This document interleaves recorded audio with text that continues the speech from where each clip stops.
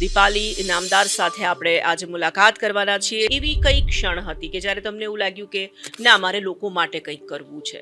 એ વખતે એમણે મને એવું કીધું હતું કે બેન, હું બહુ પૈસાવાળો નથી, પણ મારી પાસે એક જમીનનો ટુકડો છે, તો જો તમે એ ગીરવે રાખો તો અને પૈસા આપો મને, તો હું મારા દીકરીના લગ્ન કરાવી શકું.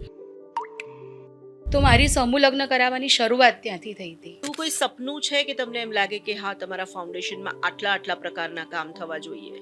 તો છે એવું મને કે હું લોક સેવાની સાથે સાથે દેશ સેવા પણ કરી શકું. ગામડાઓમાં હજી એની જરૂર વધારે છે કે હજી એ લોકો એ ઉંમરો નથી ઓળંગી શક્યા? ગામમાં જ્યારે બહેનોને શીખવાડો ને અને પોતે પગભર ઊભી થાય ને, ત્યારે સૌથી વધારે એમને આનંદ એ થાય કે એમની પાસે પૈસા છે. તો એ વસ્તુ આનંદ થાય અને મને લાગે એવું કે ભાઈ મેં જે કર્યું છે ને આ એનું ફળ અને એનું પરિણામ છે. વાત કરતા બી તમારી આંખો થોડી ભીની થઈ ગઈ છે, હું જોઈ રહી છું. કે હેલ્પ આપણે એવી રીતે કરવી કે એ વ્યક્તિને ફરીવાર હેલ્પની જરૂર ન પડે. ખાસ કરીને આજની મહિલાઓને તમે કોઈ મેસેજ આપવા માંગો છો? જો તમારા ઘરના જ પુરુષો તમને બહાર આવવા માટે આટલું બધું કરી રહ્યા છે, તો તમે પોતાના પગ પર ઊભા થો. તમારી અંદર શું સ્કિલ છે એને બહાર કાઢો. બસ ખાલી એમને ક્યાંક ને ક્યાંક પોતાની અંદર છુપાયેલી કળાને બહાર કાઢવાની. એન્ડ ઓફ એવરીથિંગ એ છે કે તમે સારું કામ કરો છો તો રસ્તા થઈ જવાના છે. નમસ્કાર, TV13 ડિજિટલ સાથે હું છું તોરલ. ખૂબ સ્વાગત છે આજના પોડકાસ્ટમાં. આજે એક એવી સન્નારી સાથે હું આપની મુલાકાત કરાવવા જઈ રહી છું જે મહિલા સશક્તિકરણની મિસાલ છે, કારણ કે મહિલા સશક્તિકરણ માટે તેઓ કામ કરે છે, મહિલાઓને એમ્પાવર કરવા માટે જેઓ કામ કરે છે. અને માત્ર આ કામ છે તે મોટા નગરોની કે મોટા શહેરોની મહિલાઓ માટે નહીં, ગ્રામીણ વિસ્તારોની જે મહિલાઓ છે જેઓએ કદાચ દુનિયા બહુ જોઈ નથી અને જેઓ પોતાના પગ પર ઊભા થવા ઈચ્છે છે પરંતુ તેમને પ્લેટફોર્મ મળતું નથી, એ તમામ મહિલાઓ માટે કામ થાય છે. અને ખાસ કરીને મિત્રો, મહિલા સશક્તિકરણ વિશે ઘણી બધી વાતો થઈ છે, ઘણું બધું લખાયું છે, ઘણું બધું કહેવાયું છે, ઘણું બધું ગવાયું છે, પણ સાચા અર્થમાં એ ગ્રાઉન્ડ પર ઉતરીને કામ કરનાર લોકો ખૂબ જૂજ છે. અને એવા જ એક જૂજ અને એવા જ એક સન્નારી કે જેઓ ખૂબ સુંદર, ખૂબ ઉમદા પોતાના ફાઉન્ડેશન થકી કામ કરી રહ્યા છે, તેવા દીપાલી ઇનામદાર સાથે આપણે આજે મુલાકાત કરવાના છીએ અને તેમની પાસેથી ઘણી બધી વાતો તેમના ફાઉન્ડેશનને લઈને અને તેમના જે આ કાર્યક્ષેત્ર છે તેને લઈને જાણવાના છે. દીપાલીબેન, ખૂબ સ્વાગત છે અમારા આજના પોડકાસ્ટમાં. તમારા વિશે ઘણા લાંબા સમયથી અમે સાંભળતા આવ્યા છીએ. ખૂબ સરસ મજાનું તમે કામ કરો છો અને ખાસ કરીને મેં જેમ શરૂઆતમાં કહ્યું તેમ મહિલા સશક્તિકરણ માટે હંમેશા ખૂબ પ્રયાસો આપણા દેશમાં ખાસ કરીને થવા જોઈએ. ઇતિહાસમાં જોઈએ તો પણ મહિલાઓ એટલી પાવરફુલ છે. આજે પણ જ્યારે આપણે જોઈએ તો આપણી જે સ્ત્રીઓ છે, સ્ત્રી શક્તિ કહેવાય છે, તે ખૂબ પાવરફુલ છે, પણ કામ કરવાના ઘણા બધા બાકી છે. આવો એક વિચાર લઈને આપ ચાલી રહ્યા છો એટલે એના વિશે તો વાત કરીએ જ કરીએ, પરંતુ મને એવું લાગે છે કે દર્શકોને દીપાલી ઇનામદાર કોણ છે, શું કરી રહ્યા છે એ જાણવામાં રસ હશે. તો સૌથી પહેલા શરૂઆત ત્યાંથી કરીએ કે આ વિચાર તમને ક્યાંથી આવ્યો? જી, આ વિચારની શરૂઆત તો કોરોના કાળથી ચાલુ થઈ હતી. અચ્છા. જ્યારે કોરોના વખતે લોકડાઉન થયું હતું અને ઘણા બધા લોકોને જોયા હતા કે જે લોકો બહાર ક્યાંય ખરીદી નથી કરી શકતા, જે રોજનું કરિયાણું લાવીને પોતે ખાતા હોય એવા લોકો જોયા હતા. અને પછી વિચાર આવ્યો કે કેમ નહીં આપણે આ બધાને એક કીટ બનાવીને આપીએ. અને એ વખતે મેં, મારા હસબન્ડ અને અમારો પૂરો સ્ટાફ જે છે એમણે કીટ બનાવી હતી. ત્યારે તો કરિયાણું મળવું પણ બહુ મુશ્કેલ હતું, પણ અમે કોન્ટેક્ટ કરીને એવી લગભગ 5000થી પણ વધારે કીટો બનાવી હતી. અને રોજનું અમે ઓછામાં ઓછું 400 થી 500 લોકોને કીટ આપતા હતા. અને મારા હસબન્ડને થોડુંક પ્રોટોકોલ પણ મળ્યો તેમ કે પોલીસ દ્વારા કે એ લોકો એ પહોંચાડી શકતા હતા. એટલે આવી રીતેથી કામ ચાલુ કર્યું. અને પછી 2021માં હું જ્યારે મારી સાસરીમાં, મારું સાસરી વતન છે આણંદમાં, વલાસણ, તો ત્યાં ગઈ અને પછી ત્યાં મેં જોયું કે ખરેખર સ્ત્રી સશક્તિકરણની જરૂરિયાત અહીંયા છે. કારણ કે ઘણી બધી બહેનો હોય છે કે જેમનામાં કૌશલ્ય હોય, ઘણી બધી આવડત હોય, પણ એમને એક પ્લેટફોર્મ જોઈતું હોય કે એ ત્યાંથી બહાર નીકળે. અને જો બહાર નીકળવાનું ન હોય તો ઘરે બેસીને બી સ્વરોજગાર તરીકે એ લોકો રોજની આવક મેળવી શકે. એટલે અમારી સાઈડ, જે ખેડા સાઈડ કહીએ, ચરોતર સાઈડ, ત્યાં બહેનો ઘણા નાના ગૃહ ઉદ્યોગ પણ સરસ ચલાવતા હોય છે. તો મને ત્યાંથી વિચાર આવ્યો કે કેમ ન હું સ્ત્રી સશક્તિકરણ માટે કામ કરું એમ.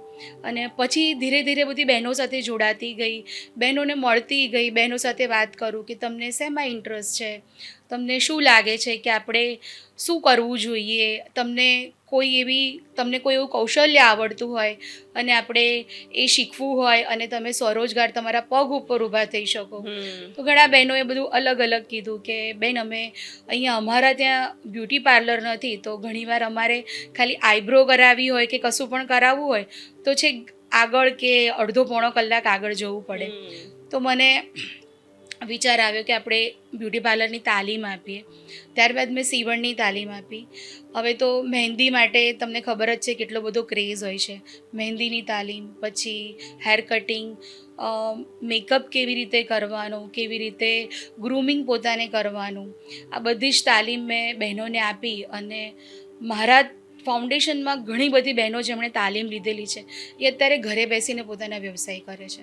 સાથે આપણે જે સીવણ બહેનોને શીખવાડીએ છીએ તો સર્ટિફિકેટ પણ આપીએ છીએ. એમનો 3 મહિનાનો કોર્સ હોય છે અને વગર વ્યાજે આપણે એમને એક સિલાઈ મશીન પણ આપીએ છીએ અને જેમાંથી એ પોતે સ્વરોજગારી મેળવે અને પછી આપણને પૈસા ચૂકતે કરતા હોય છે. બિલકુલ. આટલી બધી પ્રવૃત્તિઓ તમે એક સાથે જે કરી રહ્યા છો ને, ખાસ કરીને આ સેવાકીય પ્રવૃત્તિઓ છે, ખાસ કરીને હવેનો જે સમય છે, આપણે હંમેશા એવું જોતા હોઈએ છીએ કે લોકો માત્ર પોતાના માટે જીવતા હોય છે. લોકોને એમ હોય છે કે ખૂબ સારી જિંદગી હોય પણ મારી હોય. લોકો માટે વિચારવું એ બહુ ઉમદા એક વિચાર છે અને આવો વિચાર જ્યારે કોઈ વ્યક્તિમાં આવે તો સ્વાભાવિક એના બીજ જે હોય એ ક્યાંક નાનપણમાં અથવા ક્યાંક પારિવારિક રીતે અથવા પછી તમે જ્યાં પરણીને ગયા હો ત્યાંના વાતાવરણથી એ તમારી અંદર આવતા હોય છે ને સ્વાભાવિક એનાથી તમે ઇન્સ્પાયર થતા હો છો.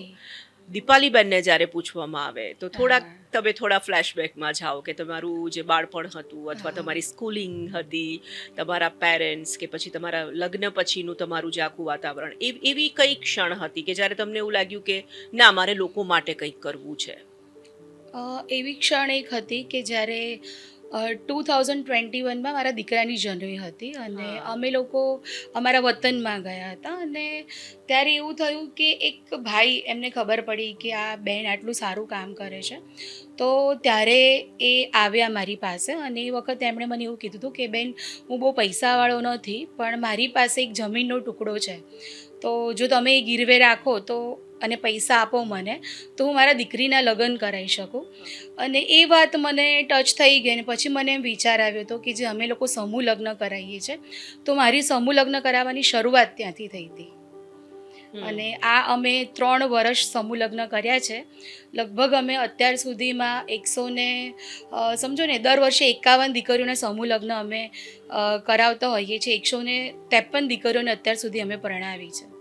એટલે મારું રીઝન આ હતું કે જ્યારે કોઈને પરણાવવા માટે, પોતાની દીકરી પરણાવવા માટે કોઈને પોતાની જમીન મૂકવી પડતી હોય તો ત્યાં મારે ખરેખર કામ કરવાની જરૂર છે. સિયારામ ફાઉન્ડેશન તમારું જે ફાઉન્ડેશન છે એનું નામ છે, તો સિયારામ ફાઉન્ડેશન કેમ નામ પસંદ કરવા પાછળનું રીઝન શું? કારણ કે પ્રવૃત્તિઓ વિશે તો હજી આપણે થોડી ડિટેલમાં વાત કરીશું, પરંતુ આ ફાઉન્ડેશનનો જ્યારે વિચાર આવ્યો એ જર્ની વિશે વાત કરીએ. આમ ઘણા બધા નામ વિચાર કરતા હતા પણ અમારા ઘરમાં એક નિયમ છે કે મારા સસરા હંમેશાથી જય સિયારામ સવારે ઉઠતાની સાથે અને રાત્રે સૂતાની સાથે આ વાક્ય સાથે જ અમે અમારો દિવસ ચાલુ કરતા હોઈએ છીએ. તો વિચાર કર્યો કે સિયારામ ફાઉન્ડેશન જ રાખવું વધારે બેટર છે. એટલે પછી એ રીતેથી સિયારામ ફાઉન્ડેશન તરીકે અમે આ ફાઉન્ડેશનની સ્થાપના કરી. આ ફાઉન્ડેશનમાં તમે કહ્યું કે ખાસ કરીને મહિલાઓ માટે કામ થાય છે, સમૂહ લગ્ન આપ કરાવો છો, નાનામાં નાની જરૂરિયાતો કેવી રીતે પૂરી કરી શકાય તેના માટેના ખાસ પણ તમે કામ કરી રહ્યા છો. ઘણી વખત એવું હોય છે કે જ્યારે ફાઉન્ડેશનની શરૂઆત થાય ત્યારે એવું લાગે કે આપણે કદાચ આ કામ કરીશું, પણ પછી ધીરે ધીરે સેવાકીય પ્રવૃત્તિઓ એટલી હોય, એનો વ્યાપ વિસ્તરતો જાય, એટલી બધી પ્રવૃત્તિઓ હોય, તમને એમ થાય કે અચ્છા આ પણ થઈ શકે, આ પણ થઈ શકે. તો એવું કોઈ સપનું છે કે તમને એમ લાગે કે હા તમારા ફાઉન્ડેશનમાં આટલા પ્રકારના કામ થવા જોઈએ? જી, હાલ અમારા ફાઉન્ડેશનમાં સૌથી પહેલાં તો અમે લગભગ 5 થી 6 વર્ષથી કે જે ગામડાની શાળાઓ છે, જે ગવર્મેન્ટ શાળાઓ છે, જ્યાં બાળકોને ચોપડા મળતા નથી. મતલબ સ્કૂલમાંથી પુસ્તકોનું વિતરણ થતું હોય પણ બુક્સ જે લખવાની બુક્સ હોય છે એ પણ બાળકોને લઈ શકાય એટલા માતા પિતા સક્ષમ નથી હોતા. એટલે હું દર વર્ષે લગભગ 5 થી 6 વર્ષ થઈ ગયા હું આણંદ અને એના જે નાના નાના ગામડાના વિસ્તારો છે ત્યાં દર વર્ષે બાળકોને બુક ડિસ્ટ્રીબ્યુશન કરું છું. સાથે ઘણીવાર મારું જે ઇન્સ્ટાગ્રામ ઉપર પેજ છે, ફેસબુક પર પેજ છે, ત્યાંથી ઘણા સાહેબ હોય, પ્રિન્સિપાલ, એ લોકો મને વોટ્સઅપ કે DM કરતા હોય, મેસેજ કરતા હોય કે બેન તમે આટલું સારું કામ કરો છો. તો અમારી શાળામાં પણ બાળકો ખૂબ દૂરથી આવે છે. ઘણા બધા બાળકોની પરિસ્થિતિ એવી નથી. તો હું જેમ કે ડાકોર છે, ડાકોરની એક રતનજીના મુવાડા શાળા છે, ખેડામાં એવી ઘણી બધી શાળાઓ છે. તો મારી પાસે જેટલી શાળાના કોન્ટેક્ટ્સ આવે એ બધી શાળામાં હું બુક ડિસ્ટ્રીબ્યુશન કરતી હોઉં છું.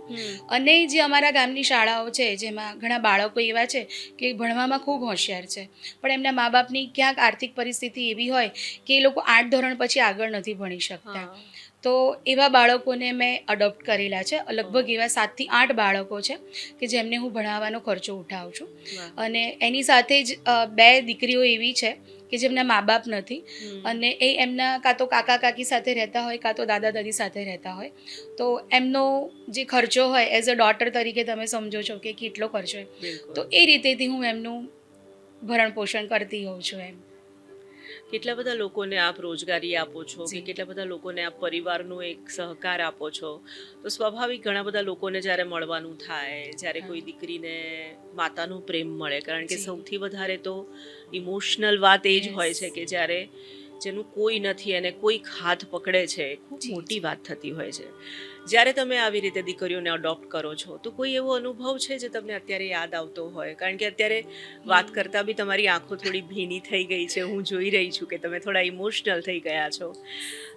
તો સ્વાભાવિક એ યાદ કરવું, પણ એ મને લાગે છે કે લોકો સુધી એ વાત પહોંચાડવી દીપાલીબેન એટલા માટે વધારે જરૂરી છે કારણ કે તમારા જેવા લોકોને સાંભળીને કદાચ લોકો વધારે ઇન્સ્પાયર થશે.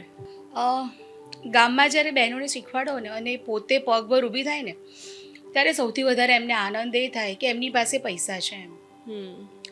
કારણ કે સીવણમાં ઘણી બહેનો શીખતી હોય અને કેવું થાય કે ગામમાં જે બહેનો હોય એ લોકો બહાર ના નીકળી શકતા હોય. એમના માટે બહાર નીકળવું એટલે એક સપનું જ કહેવાય, ક્યારેક જ બહાર નીકળી શકતા હોય. હવે એવી બહેનોને જ્યારે સીવણ તમે શીખવાડો, બ્યુટી પાર્લર શીખવાડો એટલે એ પોતે સ્વરોજગાર માટે પોતે પોતાના ઘરેથી જ કામ કરવાનું ચાલુ કરે અને એ પણ પોતાના બાળકોને સાચવીને, પોતાનું ઘર સાચવીને અને જે એમનો પશુપાલનનો વ્યવસાય હોય એ સાચવીને પણ એ પોતાના માટે 2 થી 3 કલાક કાઢે અને આવી રીતે સિલાઈ મશીનનું કામ છે, મહેંદીનું કામ છે કે પછી બ્યુટી પાર્લરનું કામ છે અને એ કામ કરે ત્યારે એમની હાથમાં જે મૂડી આવે ને, જે પૈસા આવે ને એ એમનાથી બહુ ખુશ થઈ જાય. એટલે ક્યારેક જો આવી રીતે ક્યાંક બહાર નીકળ્યા હોઈએ ને એટલે ઘણી બહેનો મળી જ જતી હોય એવી ઓળખીતી અને એ બહેનો આવે ને પગે લાગે ને ભેટે ને ત્યારે એવું લાગે કે ખરેખર આપણે આ કમાયા છીએ એમ. આ એક એવોર્ડથી પણ ઓછું નથી કે જ્યારે કોઈ બહેન મને આવીને એવું કહે કે બેન હવે અમે કમાઈએ છીએ અને હવે અમે અમારા પગ ઉપર ઊભા છીએ. તો એ વસ્તુ આનંદ થાય અને મને લાગે એવું કે ભાઈ મેં જે કર્યું છે ને આ એનું ફળ અને એનું પરિણામ છે. તમે જે વાત કરીને મને એ વાત ખાસ ફરીથી અહીંયા ટાંકવાની ઈચ્છા એટલા માટે થાય છે કે ખાસ કરીને જ્યારે આપણે મહિલાઓની વાત કરતા હોઈએ દીપાલીબેન, આજના સમયમાં પણ આપણે જોઈએ છે કે આપણા દેશની નારી કે દુનિયાની વાતો કરીએ આપણે, નારી શક્તિ સ્પેસ સુધી પહોંચી ગઈ છે. કેટલી બધી શક્તિ છે મહિલાઓમાં, છતાં પણ અનફોર્ચ્યુનેટલી હજી પણ પુરુષ પ્રધાન દેશમાં આપણે જીવીએ છીએ અને હજી પણ લોકોની જે માનસિકતા છે ઘણા બધા લોકોની બદલાઈ પણ ગઈ છે પણ ઘણા બધા અંશે હજી બદલાવની જરૂર છે. સ્ત્રી પગભર થાય એ એક આખો એવું વર્ગ છે જે કદાચ પસંદ નથી કરતો, અથવા સ્ત્રી પગભર થાય છે તો એ સ્ત્રી માટે કેટલો મોટો આનંદ હોય છે, એ આઝાદીની જે ફિલિંગ હોય છે એ લોકો સમજી નથી શકતા. તમને એવું લાગે છે કે આ ક્ષેત્રમાં હજી વધારે કામ થવું જોઈએ? કારણ કે મહિલાઓ અને ખાસ કરીને શહેરની દીકરીઓની, બહેનોની, માતાઓની વાત તો કદાચ આપણે ભૂલી જઈએ પણ ગામડાઓમાં હજી એની જરૂર વધારે છે કે હજી એ લોકો એ ઉંબરો નથી ઓળંગી શક્યા. જ્યાં સુધી મારો અનુભવ છે ને ત્યાં સુધી કેવું થાય છે કે હું જ્યારે કોઈ ગામમાં જઉં કે કોઈ ગામના સરપંચ છે કે હા. કોઈ ત્યાંના આગળના આગેવાન છે, આગેવાન હોય જી. તો એ લોકો મને સ્પેશિયલી ઘણીવાર બોલાવતા હોય છે કે દીપાલીબેન તમે આવો અને અમારી ગામડાની જે બહેનો છે એમને તમે સમજાવો, કારણ કે આ બહેનો પોતાના ઘરમાંથી, પશુપાલનમાંથી અને પોતાના બાળકોમાંથી બહાર નથી નીકળતી એમ. તો હવે મને એવું લાગી રહ્યું છે કે જમાનો બદલાઈ રહ્યો છે.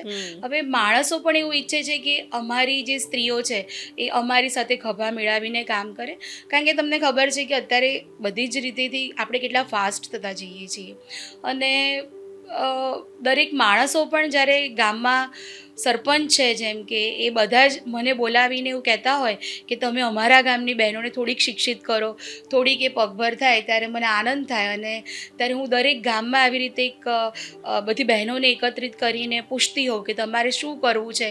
જો તમારા ઘરના જ પુરુષો તમને બહાર આવવા માટે આટલું બધું કરી રહ્યા છે તો તમે પોતાના પગ પર ઊભા થો, તમારી અંદર શું સ્કિલ છે એને બહાર કાઢો.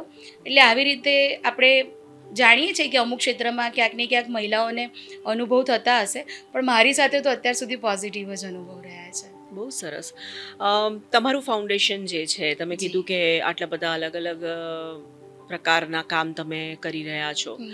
અ, જ્યારે તમે કોઈ પણ સારું કામ કરતા હો તો સ્વાભાવિક એક વાત એવી પણ છે કે રસ્તા આપોઆપ થતા જાય, જી. ઘણા બધા લોકો જોડાતા જાય, જી. કારણ કે નોબલ કોઝ, સારા કામ બધાને આકર્ષતા હોય છે અને જેને કહેવાય છે ને કે અચ્છાઈ જે હોય છે એ બધાને પોતાના વશમાં હા. કરી શકતી હોય છે. આ એન્ડ ઓફ એવરીથિંગ એ છે કે તમે જી. સારું કામ કરો છો તો રસ્તા થઈ જવાના છે. જી.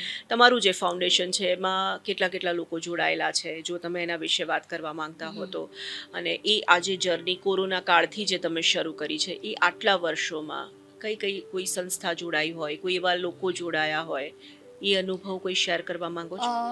જ્યારે મેં શરૂઆત કરી સિયારામ ફાઉન્ડેશનની ત્યારે મારી સાથે બહુ 15થી 20 બહેનો જોડાઈ હતી, જેમણે મારા ઉપર પહેલી વાર ટ્રસ્ટ રાખ્યો કે બહેન કંઈક આપણને શીખવાડે છે તો આપણે આમની સાથે જોડાઈએ. એ 15 બહેનોથી આજે મારી એક બેચમાં, એટલે કે 3 મહિનાની જે એક બેચ હોય છે એમાં 250 બહેનો જોડાતી થઈ ગઈ છે એમ. અને ઘણા બધા લોકો નડિયાદથી આવે કે અડધો કલાકનું ટ્રાવેલિંગ કરીને પણ અમારા ક્લાસમાં એ લોકો આવતા હોય છે, કારણ કે આમાં કેવું છે બેન કે ફ્રીના ક્લાસીસ હોય ને, જ્યારે નિઃશુલ્ક શબ્દ આવે ને ત્યારે લોકોને એવું જ લાગે કે ફ્રીની રીતેથી શીખવાડતા હશે, પણ મારા ત્યાં જે પણ સ્ટુડન્ટ્સ આવે છે, જે બહેનો આવે છે, એ લોકો ટ્રેનમાં પણ અડધો કલાક છે, નડિયાદથી તમારે આણંદ આવવાનું, એટલે ટ્રેનમાં બેસીને પણ આવે, કારણ કે એમને ખબર છે કે અહીંયા દીપાલીબેન ઇનામદાર દ્વારા એમને માર્ગદર્શન મળવાનું છે અને એ જે શીખવાડું છું હું એ કોઈ ફ્રીની રીતેથી નથી શીખવાડતી. અને હું જે પણ બહાર જે કોર્સ બ્યુટી પાર્લરનો હોય 10,000નો, 5,000નો, એ હું એમને ફ્રીમાં શીખવાડું છું એવી રીતનો, ચાહે સિલાઈનું હોય, ચાહે મહેંદીનું હોય, ચાહે હેર કટિંગ હોય કે ચાહે મેકઅપ હોય. એટલે ઘણા બધી વ્યક્તિઓ મારી સાથે જોડાવા માંગતી હોય છે, આ ક્લાસનો લાભ લેવા માંગતા હોય છે. કોઈ એવો સ્પેસિફિક સમય છે કે તમે કઈ જગ્યાએ આપ શીખવાડો છો અને આ અલગ અલગ જ્યારે મહિલાઓ તમારી સાથે આવતી હોય તો કેવી રીતે તમારો કોન્ટેક્ટ કરે? કારણ કે જી. લોકો સુધી આ વાત તો પહોંચી રહી છે, પણ હજી પણ કેટલાક લોકો હશે જે તમારા કાર્યથી હજી અજાણ હશે. જી. એવા લોકોને તમે કંઈ એવું કહેવા માંગો છો કે જેના થકી વધુ ને વધુ બહેનો હા. તમારી સાથે જોડાઈ શકે અને એમના માટે બેટરમેન્ટ માટે કંઈ કરી શકે?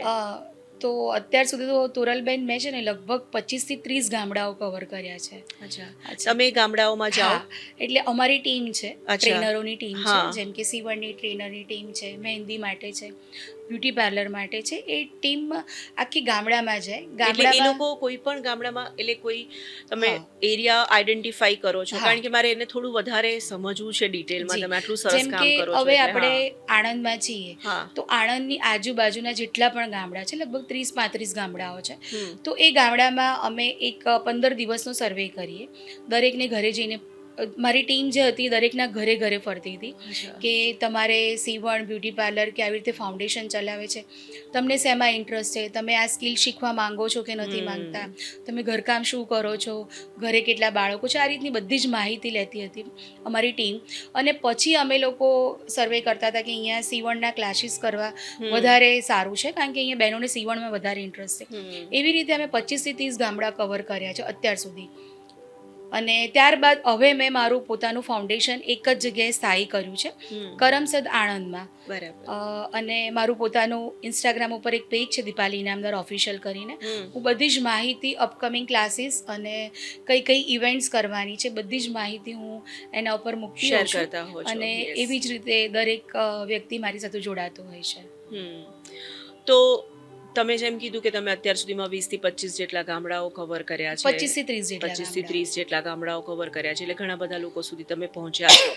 તમને એવું લાગે છે કે તમે જે કરમસદમાં બેસીને અત્યારે આ જે ફાઉન્ડેશન રન કરી રહ્યા છો, હજી એને તમારે એક્સપાન્ડ કરવું છે, હજી વધારે ગામડાઓ સુધી પહોંચવું છે? જી, મારી પાસે તો ઘણીવાર ઇન્ક્વાયરી વડોદરા, સાબરકાંઠા, બનાસકાંઠા, ઘણી બધી જગ્યાએથી આવતી હોય છે. ગોધરા સાઈડથી મારી પાસે ઇન્ક્વાયરી બહુ જ આવતી હોય છે કે બેન તમે આવું કંઈક અમારા ગામમાં ચાલુ કરો કે જેથી કરીને અમારા અહીંયાની બહેનોમાં પણ કળા છુપાયેલી છે અને તમે એને બહાર કાઢી શકો.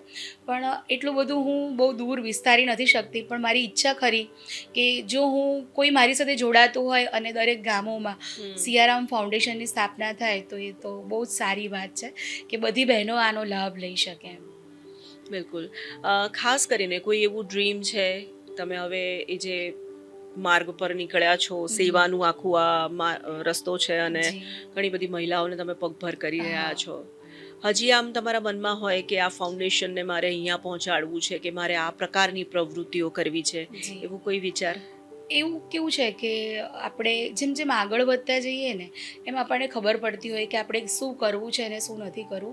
એવી જ રીતે 4 થી 5 વર્ષની મારી જે જર્ની રહી છે, મેં સીવણથી ચાલુ કર્યું હતું ને અત્યારે હું ઘણી બધી પ્રવૃત્તિ સાથે જોડાયેલી છું.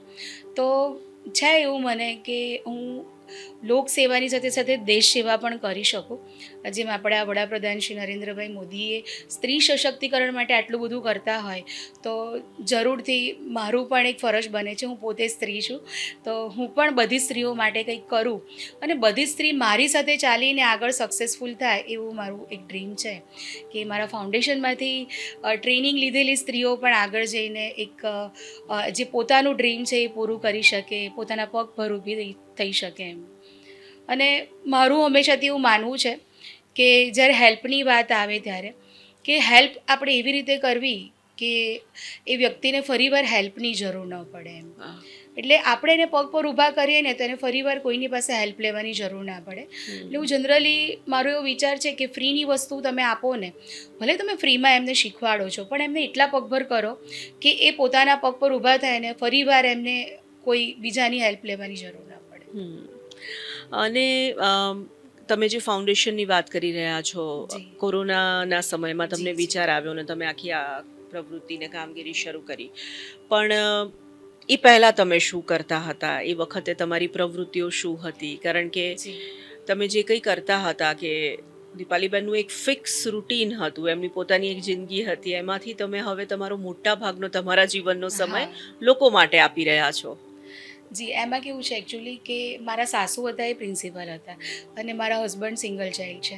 એટલે થોડુંક મારા હસબન્ડને એવું હતું કે આપણે જોબ કરીશું તો એ વખતે જ્યારે એમને સંઘર્ષ થયો છે, મમ્મી સવારે જોબ પર જતા રહે એટલે થોડુંક એ એકલા રહ્યા છે. એટલે અને પોતે પણ સિંગલ ચાઇલ્ડ છે. એટલે મને એવું હતું કે હું જ્યાં સુધી મારા છોકરાઓ મોટા નથી થઈ જતા, જ્યાં સુધી એમનું પોતાનું શિક્ષણ પૂરું નથી થતું, ત્યાં સુધી હું બહાર Fully housewife રહીશ. હા, Yes. એક હાઉસવાઈફ છું પણ મારે સોશિયલ વધારે રહેતું હતું.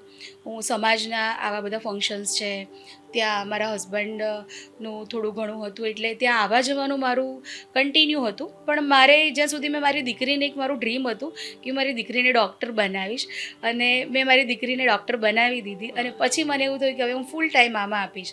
એટલે હું છેલ્લા 6-7 વર્ષથી આમાં એક્ટિવ છું. મારો સન છે એનું પણ 12th કમ્પ્લીટ થઈ ગયું છે અને હવે એ પણ પોતાનું મેનેજ કરી લે છે.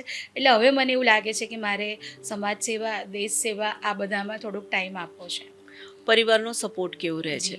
મને મારા હસબન્ડનો સપોર્ટ બહુ રહ્યો છે. એના સપોર્ટ વગર હું કશું કરી નહીં શકતી એમ. કારણ કે કેવું થાય છે કે તમે બહાર નીકળો છો પણ જ્યારે ઘર સાચવવાની વાત આવે ને ત્યારે ક્યાંક ને ક્યાંક થોડુંક ઇમ્બેલેન્સ થઈ જતું હોય છે. તો એ બધું મારા હસબન્ડે બહુ સારી રીતે સાચવી લીધું છે. અત્યારે પણ એવું થાય કે હું ઘણીવાર બહાર હોઉં તો પણ એ ઘણું બધું સાચવી લેતા હોય છે. એટલા માટે હું આટલી ફ્રીડમથી અને આટલું બધું મેં એક્સપાન્ડ કર્યું છે અને બધી જગ્યાએ થઈ જાય છે, મારે પહોંચી વળાય છે. ઘણા બધા લોકો ઘણી બધી મહિલાઓ ખાસ કરીને એવી હા. હશે જે તમારા જેવું વિચારતી હશે ને કદાચ જી. આજકાલ હવે એવી ઘણી બધી મહિલાઓ સાથે અમારે પણ મળવાનું થાય છે કે જેઓએ કદાચ આખી જિંદગી પરિવાર માટે હા. અ, નાખી છે, પણ હવે એમને એવું થાય છે કે મારે મારા માટે કંઈ કરવું છે. જી. અને એમાં ના તમે પણ એક છો કે જેમણે સરસ એક આખો રસ્તો પસંદ કર્યો. ખાસ કરીને આજની મહિલાઓને તમે કોઈ મેસેજ આપવા માંગો છો? જે મહિલાઓ માટે હું એ મેસેજ આપીશ કે દરેક મહિલાઓની અંદર કંઈક ને કંઈક કૌશલ્ય હોય છે, ચાહે પછી એ બહાર નીકળીને પણ કરે. કોઈક મહિલા હોય જે ખાવાનું ખૂબ સરસ બનાવતી હોય, કોઈક મહિલા હોય જે ટ્યુશન સરસ રીતેથી કરાવતી, બાળકોને સરસ રીતેથી ભણાવતી હોય. મેં તો એવી મહિલાઓ પણ જોઈ છે કે જે ઘર ઓર્ગેનાઇઝ સરસ રીતેથી કરતી હોય. તો દરેક રીતેથી દરેક મહિલાઓ પોતાની ફિલ્ડમાં અને પોતાના રીતેથી ધી બેસ્ટ જ છે. બસ ખાલી એમને ક્યાંક ને ક્યાંક પોતાની અંદર છુપાયેલી કળાને બહાર કાઢવાની જરૂર છે. જેમ મેં મારી કળાને બહાર કાઢી ત્યારે મને ખબર પડી કે ના, હું આટલું બધું કરી શકું છું. એમ ઘણી મહિલાઓ ઘણીવાર દબાઈને રહેતી હોય, છુપાઈને રહેતી હોય, પોતાની અંદર રહેલું જે પાવર હોય બહાર ન કાઢતી હોય. તો એ રીતેથી બહાર થોડુંક મોકળા મને ફરે અને પોતાનું જે પાવર છે, પોતાનામાં જે ટેલેન્ટ છે એ બહાર કાઢે તો દરેક મહિલા એક સુંદર અને પેલું કહેવાય ને કે સ્ટ્રેસ ફ્રી જીવન પણ જીવી શકે અને પોતાની અંદર રહેલી કળા છે એ બહાર આવે અને એ કળાને બધા જાણી શકે. તો દરેકે એવી રીતે કંઈક ને કંઈક કરવું જોઈએ, મને એમ લાગે છે. થેન્ક યુ સો મચ દીપાલીબેન, અને ખૂબ ખૂબ શુભકામનાઓ. તમે આટલું સુંદર રીતે જે કામ કરી રહ્યા છો હા. અને હજી આગળ ફ્યુચરમાં પણ મને લાગે છે કે ઘણી બધી મહિલાઓના ઉત્થાન માટે તમે કામ કરી શકશો. જી. આપને ખૂબ બધી શુભકામનાઓ અને થેન્ક યુ સો મચ અમારા સાથે આટલી બધી મોકળા મને અને ખુલીને વાત કરવા માટે.